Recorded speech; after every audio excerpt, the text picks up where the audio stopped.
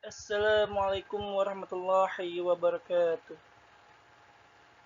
Perkenalkan, nama saya Ananda Zulfa Flingka Ariandi dengan NIM 2892225040. Prodi Manajemen dengan dosen pengampu Muhammad Topan Nugroho SSIMM, Universitas Pancasakti Bekasi.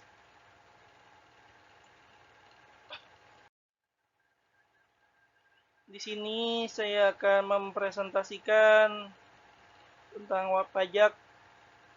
Yang pertama, dasar-dasar perpajakan. A. Pengertian pajak. Istilah perpajakan, pajak dalam istilah Inggris disebut juga dengan tax, dalam bahasa Prancis disebut dengan droit, dan dalam bahasa Belanda disebut dengan belasting. Dalam Undang-Undang Nomor 28 Tahun 2007 menyebutkan bahwa pajak merupakan kontribusi wajib kepada negara yang keberadaannya terhutang oleh orang pribadi ataupun badan dan bersifat memaksa.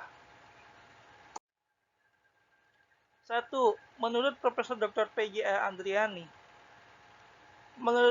menurut beliau, pajak merupakan iuran kepada negara yang sifatnya dipaksakan dan terutang oleh wajib pajak, dengan tidak mendapatkan prestasi kembali atau imbal balik secara langsung dapat ditunjuk, yang gunanya untuk membiayai pengeluaran-pengeluaran umum yang berhubungan dengan tugas negara. Kedua, menurut Profesor Dr. Rohmat Soemitro, SH, pajak diartikan sebagai iuran rakyat yang diberikan kepada negara berdasarkan undang-undang yang dipaksakan dengan tidak memperoleh jasa timbal, kontra prestasi secara langsung dapat ditunjukkan dan digunakan untuk membayar pengeluaran umum. Ketiga, menurut Dwi Sunarprasetyono, pajak ialah iuran rakyat kepada kas negara berdasarkan undang-undang sebagai perwujudan pengabdian dan peran serta rakyat untuk membiayai pembangunan nasional. Dari pendapat yang dikemukakan beberapa ahli, penulis menyimpulkan bahwa pajak adalah iuran yang bersifat wajib bagi wajib pajak kepada negara dengan tidak mendapatkan imbalan secara langsung, yang digunakan sebagai pembiayaan umum negara. B. Jenis-jenis pajak. Jenis-jenis pajak dikelompokkan menjadi 3 bagian, yaitu menurut golongannya, menurut sifat-sifatnya, dan menurut lembaga pemungutnya. Berikut adalah jenis-jenis pajak berserta penjelasannya menurut golongan. Menurut golongannya, pajak dibagi menjadi 2, yaitu 1. Pajak secara langsung. Pajak langsung yaitu pajak yang pembebanannya tidak dapat dilimpahkan kepada pihak lain. Artinya apa? Artinya pajak tersebut ditanggung sendiri oleh wajib pajak yang bersangkutan. 2. Pajak tidak langsung. Pajak tidak langsung adalah pajak yang secara tidak langsung dibebankan kepada pelaku pajaknya. Pajak ini dibebankan kepada pihak ketiga. Pajak ini muncul ketika terjadi suatu peristiwa kegiatan yang menyebabkan pajak terhutang, seperti terjadinya penyerahan barang atau jasa. Contoh, pajak tidak langsung adalah PPN, pajak pertambahan nilai. PPN terjadi karena adanya pertambahan nilai pada suatu barang atau jasa yang terjual. PPN ini dibayarkan oleh produsen kepada kas negara, tetapi dibebankan oleh konsumen ketika menggunakan barang atau jasa yang dimasukkan ke dalam harga jual barang atau jasa tersebut. 3. Penyebab timbul dan hapusnya utang pajak. Penyebab timbul dan hapusnya utang pajak.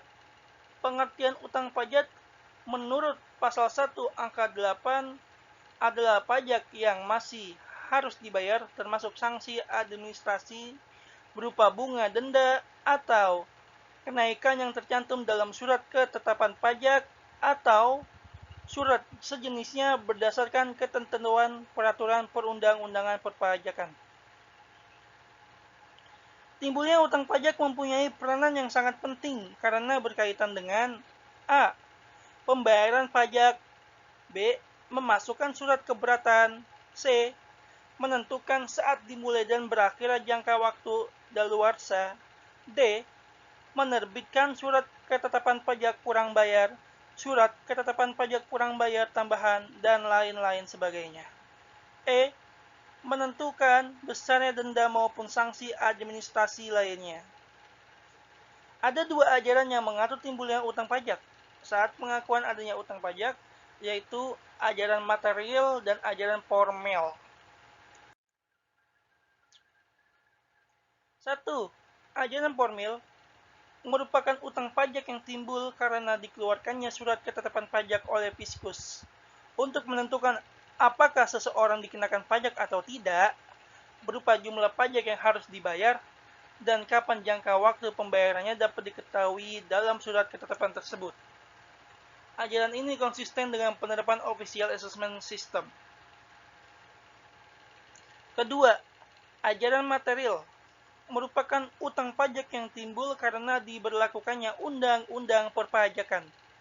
Dalam ajaran ini, seseorang akan secara aktif menentukan apakah dirinya dikenakan pajak atau tidak sesuai dengan peraturan perpajakan yang berlaku.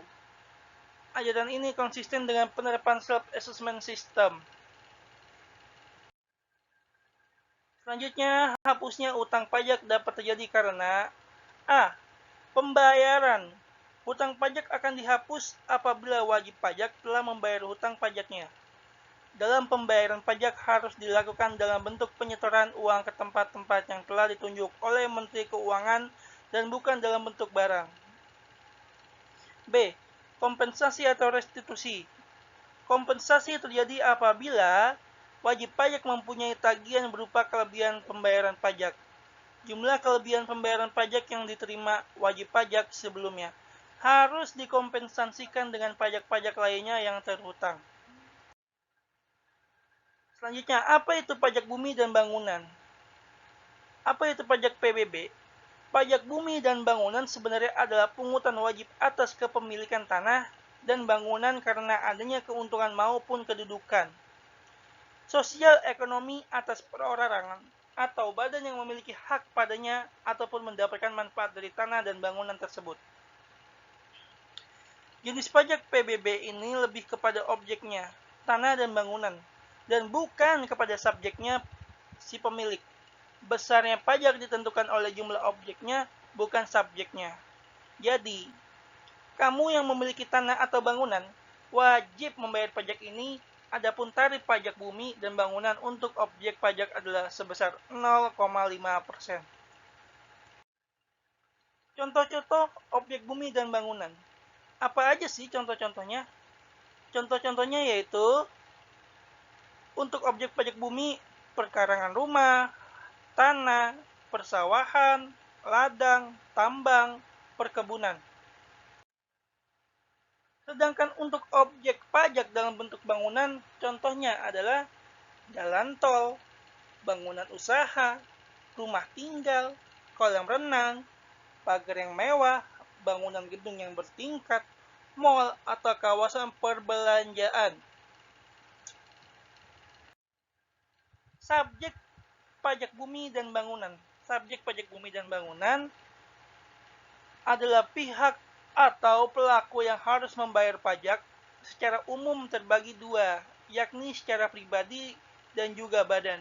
Mereka yang berkewajiban membayar PBB ini bisa secara personal pribadi atau lembaga yang memiliki pemilikan atas objek pajak. Apa saja syaratnya subjek baik pribadi maupun badan ini harus mengeluarkan PBB? Nah, untuk memudahkan kamu, ini dia beberapa kriteria subjeknya. Subjek tersebut mendapatkan manfaat atas sebuah bangunan, subjek terkait memperoleh manfaat atas tanah, subjek tersebut memiliki bangunan, subjek menguasai bangunan, subjek memiliki hak atas bumi. Jika seseorang memiliki kriteria seperti di atas untuk bumi dan bangunan, maka yang bersangkutan wajib membayar pajak bumi dan bangunan adalah rakyat.